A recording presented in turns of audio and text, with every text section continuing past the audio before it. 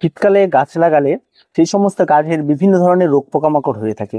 আর এই সমস্ত রোগ পোকামাকড় এবং শীতের গাছে কি কি রোগ হয়ে থাকে, তার কি প্রতিকার রয়েছে, এই সমস্ত বিষয়গুলি আমাদের একজন বাগানির পক্ষে জানাটা কিন্তু ভীষণই প্রয়োজন রয়েছে। তার কারণ তাহলে আমরা সঠিক গাছগুলির ট্রিটমেন্ট করতে পারবো। তো চলুন আজকে আমরা জেনে নিই যে এই শীতের গাছে কি কি ধরনের রোগ হয়ে থাকে এবং তার প্রতিকার কি রয়েছে। তো পুরো ভিডিওটি স্কিপ না করে দেখতে থাকুন। সবার প্রথম যে রোগটির কথা বলবো সেটা হচ্ছে পাউডারি মিলডিউ। এই রোগটি মূলত আপনারা যদি দেখেন যে বিভিন্ন ধরনের গাছের ঠিক ডালের মাথার দিকে এক ধরনের ঠিক মিলিবাগ যেমন হয় তেমন হবে, এবং সেখানে কোনো পোকা দেখতে পারবেন না, শুধু হোয়াইট কালারের এক ধরনের পাউডার আপনারা দেখতে পাবেন। যদি এই ধরনের কোনো কিছু আপনার ছাদ বাগানে থেকে থাকে তাহলে অবশ্যই সবার প্রথমে আপনাদের যেটি করতে হবে সেটা জল দিয়ে স্প্রে করে এই সমস্ত পাউডারটিকে ধুয়ে ফেলে দিতে হবে। আর তাতেও যদি কোনো কাজ না হয় তাহলে আপনারা এখানটায় শ্যাম্পু স্প্রে করতে পারেন, বা বাড়িতে তৈরি করা যে কোনো নিম অয়েল বা আপনারা তামাক পাতার জল এখানে স্প্রে করলেও তার প্রতিকার পাওয়া যায়। যদি অতিরিক্ত মাত্রায় হয়ে যায় তাহলে যে কোনো ধরনের কীটনাশক, অন্তত আপনারা সুপার কিলার হতে পারে বা আপনার নর্মাল যে সমস্ত কীটনাশকগুলি হয় সেগুলি যদি আপনারা 1 লিটার জলে 2 ml করে নিয়ে স্প্রে করে দেন তাহলে কিন্তু এই সমস্ত রোগ থেকে সম্পূর্ণরূপে আপনারা মুক্তি পাবেন। আর মূলত এটা সাধারণত অনেকে মিলিবাগ বলে থাকে। আবার মিলিবাগের ক্ষেত্রেও কিন্তু দেখা যায় যে এই ধরনের হলেও মিলিবাগের মাথার মধ্যে কিন্তু এক ধরনের পোকা হয়ে থাকে, আর সেক্ষেত্রেও কিন্তু একই রকম প্রতিকার। এবং তার জন্য আপনারা এই সমস্ত মিলিবাগগুলি আপনার গাছে, ছাদ বাগানের যে সমস্ত পার্মানেন্ট গাছগুলি রয়েছে সেই সমস্ত গাছের ক্ষেত্রে দেখতে পারবেন। আর এই সমস্ত রোগগুলি হওয়ার আগে সবার প্রথম লক্ষণ হচ্ছে গাছের ডালের মাথা প্রথমে কালো রঙের এক ধরনের ফাঙ্গালের মতো দেখা দেবে, তারপরে আস্তে আস্তে আস্তে আস্তে সেখান থেকে তাদের জন্ম হবে। তো প্রথম অবস্থাতেই আপনারা যদি সেটাকে ধুয়ে পরিষ্কার করে দিতে পারেন তাহলে কোনো রকম কোনো সমস্যা হবে না। এটা আম গাছে দেখা দিতে পারে, বিভিন্ন ধরনের ফলের গাছে দেখা দিতে পারে, জবা বা যে কোনো পার্মানেন্ট গাছগুলি যেগুলি ছাদ বাগান দীর্ঘ সময় ধরে রয়েছে সেগুলি দেখা দিতে পারে। এবং শীতের যে সমস্ত বড় বড় গাছগুলিকে, যেমন হলিহক রয়েছে, কসমস রয়েছে, গাঁদা রয়েছে, এই সমস্ত বড় বড় গাছেও কিন্তু এই সমস্যাটি দেখা দিতে পারে। 2 নম্বর যেটা রয়েছে সেটা হচ্ছে ড্রপিং অফ। এটা সবচেয়ে গুরুত্বপূর্ণ একটি রোগ, যেটা চারা লাগানোর সঙ্গে সঙ্গে চারা 2 দিন পরে মারা যায়।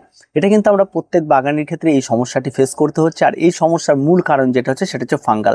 আর এটা মূলত মাটিতে এই ফাঙ্গালটি তৈরি থাকে। আমরা মূলত যখন মাটি প্রস্তুত করি তখন মাটিতে অ্যান্টিফাঙ্গাল খুব কম বাগানই মিশিয়ে থাকি, বা অনেক বাগানই রয়েছে যারা মাটিটিতে তৈরি করার পরে 1 দিন বা 2 দিন রেস্ট বা রোদে রাখা, এই বিষয়গুলি আমরা অনেকেই কম করে থাকি। আর যদি আপনার সেই সমস্ত গাছ লাগানোর পরে যদি কোনো কারণবশত দেখেন এই ধরনের ঘটনা ঘটছে, তার জন্য কিন্তু অবশ্যই চারা লাগানোর পরে যখন আপনারা জল প্রয়োগ করবেন সেখানে জল প্রয়োগ না করে অবশ্যই আপনারা সেখানটা অ্যান্টিফাঙ্গাল স্প্রে করতে পারেন, বা অ্যান্টিফাঙ্গাল জলে গুলে নিয়ে গাছের গোড়ায় কিন্তু দিতে পারেন। তাতে কিন্তু এই রোগের প্রতিকার হয়, আর তাতে কিন্তু চট করে যে গাছটা একটা মারা যাওয়ার একটা প্রবণতা সেটা দিয়ে কিন্তু রক্ষা পায়। তো অবশ্যই আপনারা এই বিষয়টাকে মাথায় রাখবেন। যখনই দেখবেন একটি গাছ মারা গেছে তখন সঙ্গে সঙ্গে অন্যান্য গাছগুলিতেও কিন্তু সঙ্গে সঙ্গে অ্যান্টিফাঙ্গাল স্প্রে করতে পারেন। সেখানে অ্যান্টিফাঙ্গাল হিসেবে আপনারা ব্লাইটক্স ব্যবহার করতে পারেন, সাব ব্যবহার করতে পারেন, বাজার চলিত যে কোনো কন্ট্রাস্ট বেস অ্যান্টিফাঙ্গাল আপনারা এখানে ব্যবহার করতে পারেন, তাতে কিন্তু ভালো ফল আপনারা পেয়ে যাবেন। 3 নম্বর যে রোগটির কথা বলি সেটা হচ্ছে পেস্টের আক্রমণ। বিভিন্ন ধরনের পোকার আক্রমণ ঘটে, যেমন এক ধরনের সবুজ রঙের শুয়োপোকার মতো পোকার আক্রমণ ঘটে, এক ধরনের মাছির মতো কালো কালো এদের পোকা আক্রমণ ঘটে, এবং বিভিন্ন ধরনের পেস্টের এই সময় কিন্তু গাছে আক্রমণ ঘটে। এই আক্রমণগুলি যখন ঘটবে তখন আপনি যখন কোনো গাছে দেখবেন পাতার কোনো একটা সাইড থেকে কাটা রয়েছে, তার মানে মাথায় রাখবেন সেই গাছে কোনো না কোনো পেস্ট উপস্থিত রয়েছে। আবার অনেক সময় অনেক গাছ দেখবেন, যেমন বেগুন গাছ, তার পাতাটি খুব সুন্দর হয়েছে, মাঝখান থেকে পাতাটি ফোটা ফোটা করে হয়ে গেছে, এরকম ঘটনা দেখলেও কিন্তু আপনার কিন্তু পেস্টের আক্রমণ ঘটেছে। আবার অনেক পেস্ট রয়েছে যেগুলি রাতের বেলা আসে এবং গাছের পাতা খেয়ে আবার দিনের বেলা চলে যায়। এই ধরনের কিন্তু বিভিন্ন ধরনের কিন্তু পেস্টের আক্রমণ ঘটবে। এই সমস্ত পেস্টের আক্রমণের হাত থেকে কিন্তু অবশ্যই বাঁচতে গেলে আপনাকে নিয়মিত গাছে কিন্তু আপনাকে, যেটা 15 দিন পর হোক বা আপনার 1 মাস পর হোক, যেটা আপনারা বাগান করতে গেলে যেটা করতে হয় সেটা কিন্তু পেস্টিসাইড স্প্রে করতে হবে। আর এই পেস্টিসাইডগুলি বাজার চলতে যে কোনো পেস্টিসাইড কম দামি, অন্তত অনেক দামি নিতে হবে এমনটা কিন্তু নয়, কম দামি যে কোনো পেস্টিসাইডেই কিন্তু এর প্রতিরোধ করা যায়। আপনারা যখনই এই পেস্টিসাইড ক্রয় করবেন তখন 1 লিটার জলে কতটা মেশাতে হবে সেটা কিন্তু অনেকটা গুরুত্বপূর্ণ বিষয়। আর অবশ্যই শুনে নেবেন স্প্রের সময়টা কখন। অনেক পেস্টিসাইড রয়েছে যেটা রোদের মধ্যে স্প্রে করতে হয়, অনেক পেস্টিসাইড রয়েছে যেটা সূর্য ওঠার আগে, কোনোটা সূর্য ডোবার পরে। তো বিভিন্ন ধরনের হয়ে থাকে, তাহলে অবশ্যই আপনারা সেটা শুনে নিয়ে তারপর আপনারা সেই স্প্রেগুলি করবেন, তাতে কিন্তু ফল পেয়ে যাবেন। আর এত চিন্তিত হওয়ার কোনো কিছু নেই। 4 নম্বর যে রোগটি রয়েছে সেটা হচ্ছে পাতা ঝলসানো, অনেক সময় হলুদ হয়ে ঝরে পড়ে, অনেক সময় পাতার মাথার দিকে ব্রাউন কালারের হয়েছে। তো এই ধরনের রোগ কিন্তু এই সময় দেখা দেবে। এই রোগটি বেশিরভাগ দেখা যায় শীতকালীন চন্দ্রমল্লিকার ক্ষেত্রে দেখা যায়। তারপর আপনার যে সমস্ত গাছগুলি করবেন পিটুনিয়ার ক্ষেত্রে দেখা দেবে। আরও অন্যান্য যে শীতকালীন গাছগুলি রয়েছে যেগুলি সবচেয়ে ভালো ফুল দেয় সেই সমস্ত গাছে কিন্তু এই ইয়েলো লিপস এটা আপনারা দেখতে পাবেন, আবার অনেক সময় ব্রাউন লিপস আপনারা দেখতে পাবেন। তো এই সমস্ত কিছু ক্ষেত্রে সম্পূর্ণটা একটা ফাঙ্গালের আক্রমণ। আপনারা এই সমস্ত যখনই দেখা দেবে তখন অবশ্যই আপনারা কপার অক্সিক্লোরাইড যুক্ত অ্যান্টিফাঙ্গাল, যেটা আমি সবসময় বলি ব্লাইটক্সের কথা, সেটা আপনারা ব্যবহার করতে পারেন, বা বাজার চলিত যে কোনো কপার অক্সিক্লোরাইড যুক্ত অ্যান্টিফাঙ্গাল আপনারা এখানে ব্যবহার করতে পারেন। তার জন্য অবশ্যই 1 লিটার জলে 2 গ্রাম মতো আপনাদের নিতে হবে এবং পুরো গাছটিতে স্প্রে করতে হবে। তবে একদিন স্প্রে করে ছেড়ে দিলে হবে না, যখন এই ধরনের রোগ দেখা দেবে তখন অবশ্যই আপনাকে পরপর মিনিমাম 3 দিন আপনাকে স্প্রে করতে হবে। তারপর থেকে সাপ্তাহিকভাবে স্প্রে করলে এই রোগ থেকে আপনারা প্রতিকার পেয়ে যাবেন।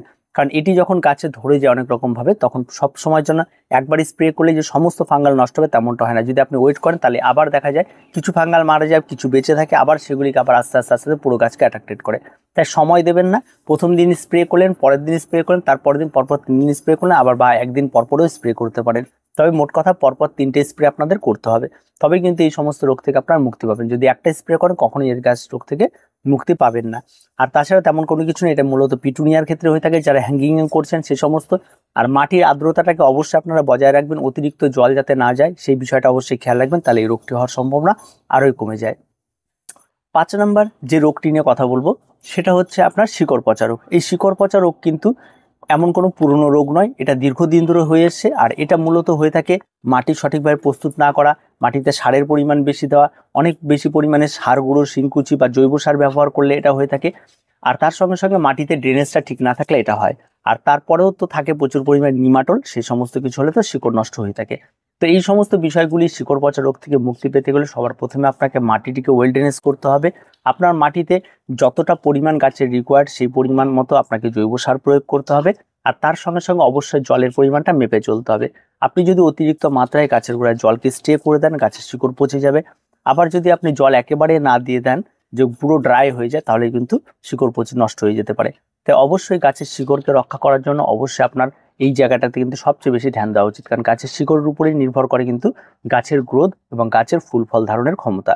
তার জন্য অবশ্যই আপনাকে এখানটায় যেটা করতে হবে, যদি মাটিতে আপনার কেঁচুর উপদ্রব হয়, বিভিন্ন ধরনের নিমাটোল তৈরি হয় বা বিভিন্ন ধরনের পোকার উপদ্রব হয়, তাহলে আপনারা এখানে ফরারন ব্যবহার করতে পারেন, সেটা খুব ভালো কাজ হয়। আর তাছাড়া আপনারা বিভিন্ন ধরনের আপনারা নিম তেল যেগুলি হচ্ছে সেগুলি গুলিয়ে আপনারা গাছের গোড়ায় দিতে পারেন। তাছাড়া হলুদ আপনারা জলে গুলে এনে গাছের গোড়ায় দিতে পারেন, এই সমস্ত কিছু ব্যবহার করতে পারেন। তবে আমি বলবো সবচেয়ে ভালো কাজ হয় ফরারন, এই সমস্ত কিছু দিলেই কিন্তু ভালো কাজ করে থাকে। আর তাছাড়া তামাক পাতার জলও আপনারা ব্যবহার করতে পারেন, যেগুলি মূলত বাজার চলিত যেগুলি পাওয়া যায় সে সমস্ত কিছু ব্যবহার করলে বেশি ভালো কাজ করে থাকে। আর তাছাড়া বর্তমানে বাজার চলতে প্রচুর কিছু পাওয়া যায়, সেগুলো আপনারা ব্যবহার করতে পারেন। আর অবশ্যই যদি ফাঙ্গাল ধরে যায় মাটিতে, তাহলে অবশ্যই আপনাকে সেখানে অ্যান্টিফাঙ্গালও কিন্তু জলে গুলে ব্যবহার করতে হবে। অন্যথায় যদি দেখেন গাছ অতিরিক্ত মাত্রায় হয়ে গেছে, তাহলে কিন্তু অবশ্যই আপনাকে সেই গাছটিকে তুলে নতুন করে রিপোর্টও করতে হতে পারে। আর এই রোগটি আপনারা চট করে বুঝতে পারবেন না, এই রোগটি যখন স্টার্টিং হবে সেই সময় আপনাকে ধরতে হবে।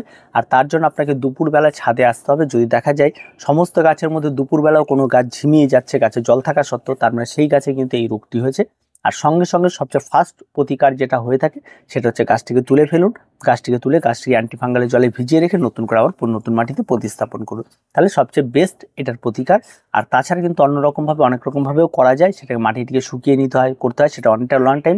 তাতে দেখা যায় গাছটা অনেকটা ধাক্কা খেয়ে থাকে, পরবর্তী গাছের গ্রোথ অনেকটা থমকে যায়। তাই এটা কিন্তু অবশ্যই আপনাদের করতে হবে।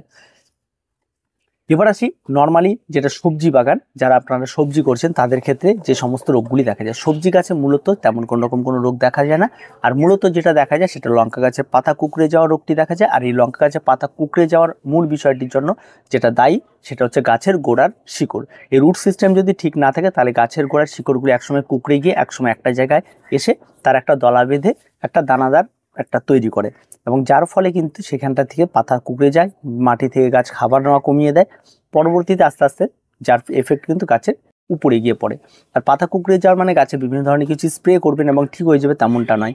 বিশেষ মূল যে কারণটি হয় সেটা হচ্ছে গাছের গোড়ায় হয়ে থাকে।